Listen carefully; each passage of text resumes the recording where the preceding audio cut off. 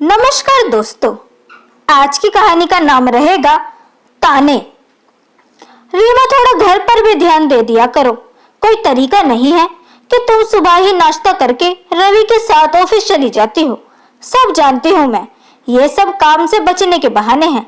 छोटी बहू भी कोई तुम्हारी नौकर नहीं है जो तुम्हारा खाना बनाकर ऑफिस भेजे, और रात को भी तुम खाना बनने के बाद आती हो। सुधा जी अपनी बड़ी बहू से बोली जब वो रात को घर पहुंची। मम्मी जी, ऑफिस जाकर मैं खाली नहीं बैठती हूँ, पूरे दिन सांस लेने की भी फुर्सत नहीं मिलती। देवरानी जी तो फिर भी कमर सीधी कर लेती है, लेकिन मुझे सीधे बैठने को भी नहीं मिलता। उस पर मैं अपने बच्चे का भी ख्याल नहीं रख पाती, जिसकी वजह से बहुत दिक्कतें हो जाती हैं। रीमा ने झुंझलाते हुए कहा, काम करती हो, तुम्हारे करके लायक काम ही क्या है वहां? सारा काम तो रवि करता है, उसके बिना ऑफिस में पत्ता नहीं हिल सकता। तुम तो केवल पति के साथ चिपक कर बैठना चाहती हो, इसलिए ऑफिस चली जाती हो ताकि घर के कामों से बच जाओ और सारा काम छोटी बहू पर आ जाए। तुम हमेशा से ही काम चोर रही हो, तुम्हारा कभी काम करने का मन ही नहीं करता।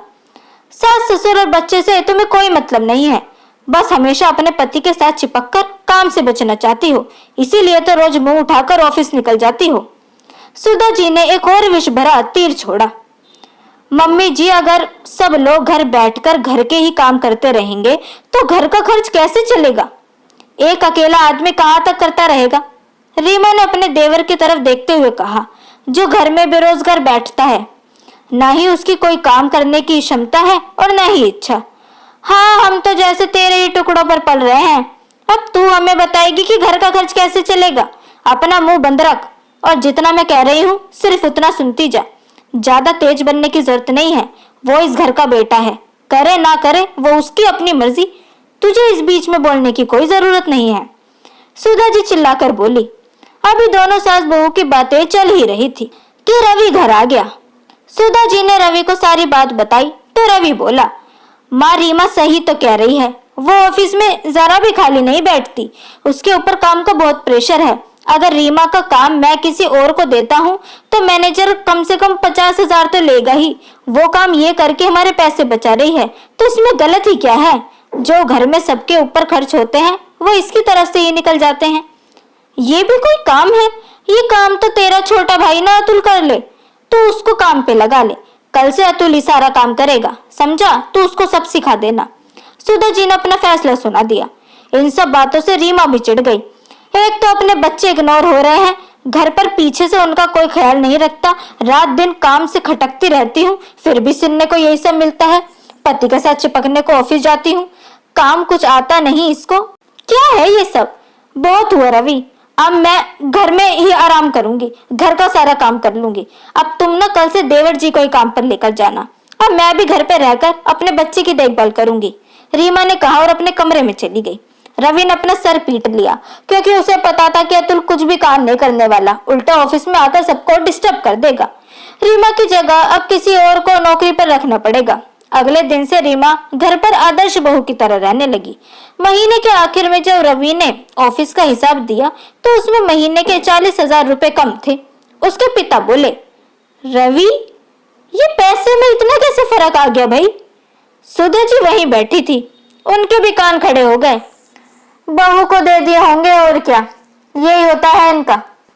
पापा, रीमा ने ऑफिस जाना बंद कर दिया तो उसकी जगह दूसरा मैनेजर अपॉइंट करना पड़ा, जिसकी सैलरी 50,000 रुपए है।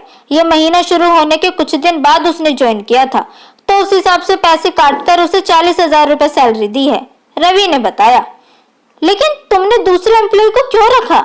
रीमा की जगह अतुल काम कर लेता ना, सुधा जी बोली। माँ, अतुल को कुछ नहीं आता और न ही वो कुछ सीखना चाहता है, बल्कि सारा काम खराब करता रहता है और सबको डिस्टर्ब करता रहता है। आपको तो रीमा को अपनी आंखों के सामने देखना था ना, उससे 4 रोटी सिखवानी थी, जो कि आपकी छोटी बहू भी सेक सकती थी। अगर वो नहीं सेक सकती तो एक रसोइया रख लेती, तब भी इतना महंगा ना पड़ता आपको। अगर अतुल और उसकी बीवी कुछ नहीं कर सकते तो मैं उनका खर्चा क्यों करूं? मैं ऑफिस में और मेरी बीवी घर में काम करती रहे और ये दोनों घर पर खाली बैठे रहे। आपने कभी रीमा की योग्यता को समझा ही नहीं, क्योंकि रीमा की काबिलियत तो आपके लिए घर की मुर्गी दाल बराबर है। अब आपको समझ आएगा कि रीमा अगर बाहर जाकर नौकरी करेगी तो उसकी सैलरी कितनी होगी, जो आप उसे रात के एक दिन ताने देती रहती हो। वो सही कहती है कि आपकी निगाहों में उसकी काबिलियत की कोई इज्जत नहीं है। तो ठीक है, अब ये 50,000 रुपए जो हम सबके ऊपर खर्च होते थे, अब इसकी कमी भी हम सब झेलेंगे। रीमा ने दूसरी जगह नौकरी करने के लिए आवेदन दिया है, जहां उसकी नौकरी पक्की भी हो गई है और वहां उसकी सैलरी 60,000 रुपए है। लेकिन अब उसकी ये सैलरी उसकी अपनी है, उसमें से हम सबका कोई हिस्सा नहीं है। रवि गुस्से में बोला और अपने कमरे में चले गया। आज सुधा जी को अपनी सोच पर गुस्सा आ रहा था। वह मन ही मन सोच रही थी, सही में उन्होंने रीमा को घर की मुर्गी ही समझा, तभी तो उसकी चीजों की कभी कदर न कर पाई। अब वो सोने का अंडा देने वाली मुर्गी बन गई थी। उन्होंने इस बात को बराबर से समझ लिया था, लेकिन करती भी क्या आखिर। अब छोटे बेटे के प्यार में अंधी जो हो गई थी, वो जो कहता वो करती रहती थी। लेकिन अब पछताए होत भी तो क्या करे जब मुर्गी चुग गई खेत। उधर रीमा की खुशी थी कि अब उसकी वैल्यू सबको समझ आएगी। सच है, ससुराल में अपनी वैल्यू बनानी ही पड़ती है। तो दोस्तों, कैसी लगी आपको आज की ये कहानी, ये हमें कमेंट सेक्शन के थ्रू जरूर बताएं। वीडियो अगर आपको पसंद आई हो तो इसे लाइक जरूर करें, साथ ही इसे अपने दोस्तों के बीच भी शेयर करें। चैनल को सब्सक्राइब करना ना भूलें। मिलते हैं आपसे अगली वीडियो में, तब तक के लिए गुड बाय।